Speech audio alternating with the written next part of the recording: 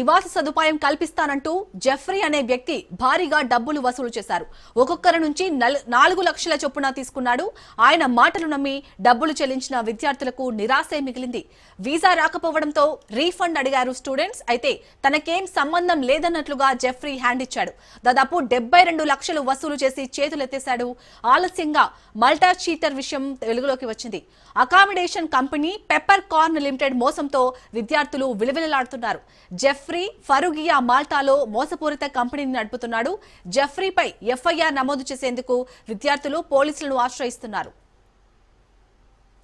2 ఏళ్లుగా రీఫండ్ ఇవ్వడం లేదు, ఫోన్ కాల్స్ కి స్పందించడం లేదు, ఈమెయిల్స్ చేసినా జెఫ్రీ నుంచి ఎలాంటి సమాధానం రాలేదని విద్యార్థులు వాపోతున్నారు. జెఫ్రీ తీరుతో మాల్టా అధికారుల పర్యవేక్షణపై అలాగే విదేశీ విద్యార్థులకు రక్షణ అందించే వ్యవస్థలపై అనేక సందేహాలు వ్యక్తమవుతున్నాయి. ఇదే సమయంలో ఇండియాలోని తల్లిదండ్రులు, ఎడ్యుకేషన్ గ్రూపులు జోక్యం చేసుకోవాలని విద్యార్థులు డిమాండ్ చేస్తున్నారు. తమకు న్యాయం చేయాలని మాల్టా హై కమిషన్ తో పాటు యూరోపియన్ అధికారులను కోరుతున్నారు. ఇక ఇప్పటికే అకామిడేషన్ కంపెనీల మోసాలను వెలుగులోకి తెచ్చింది రాజ్ న్యూస్. అప్రమత్తంగా ఉండాలంటూ ఇటు విద్యార్థులకు, తల్లిదండ్రులకు సూచనలు చేసింది. నిజానికి విదేశీ చదువు అనేది ఆశ కాదు, అవకాశం. ఆ అవకాశాన్ని మోసగాళ్ల చేతిలో పెట్టి బంగారు భవిష్యత్తు నాశనం చేసుకోవద్దు. ఇప్పటికైనా ఎడ్యుకేషన్ పేరుతో మోసం చేసే ప్రతి సంస్థను బహిర్గతం చేయాలి. తల్లిదండ్రులు కూడా తేలికగా ఫారెన్ డిగ్రీలంటే జాగ్రత్తగా ఉండాలి.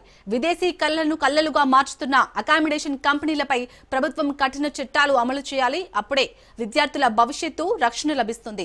రైట్, ఇక ఇదే అంశానికి సంబంధించి పూర్తి డీటెయిల్స్ మా ప్రతినిధి రమేష్ అందిస్తారు. రమేష్, ఏదైతే మళ్ళీ కూడా మరి రాష్ట్ర ప్రభుత్వాలు దృష్టి సారించాల్సినటువంటి అవసరం ఉంది. జెఫ్రీ అనే ఒక మాయగాడు వలలో పడినటువంటి 18 మంది విద్యార్థులకు సంబంధించినటువంటి వ్యవహారం ఇప్పుడు తెలుగు రాష్ట్రాల్లో సంచలనంగా మారినటువంటి పరిస్థితి కనపడుతుంది.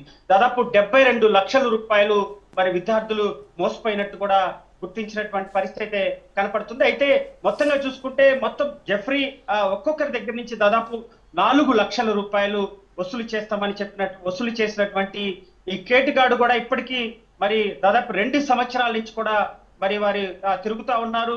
అనేక ఫిర్యాదులు చేసినప్పటికీ కూడా విద్యార్థులకు కానీ తల్లిదండ్రులకు కూడా ఇంతవరకు న్యాయం జరిగినటువంటి పరిస్థితి కనపడుతుంది. ఇటీవల మనం రాజ్ న్యూస్ లో వరుస కథనాలు వేస్తా ఉన్నాం. ఏదైతే మరి చీటింగ్, ఏదైతే కన్సల్టెంట్ల పేర్లతో విదేశీ విద్య పేరుతో దోపిడీ జరుగుతుంది.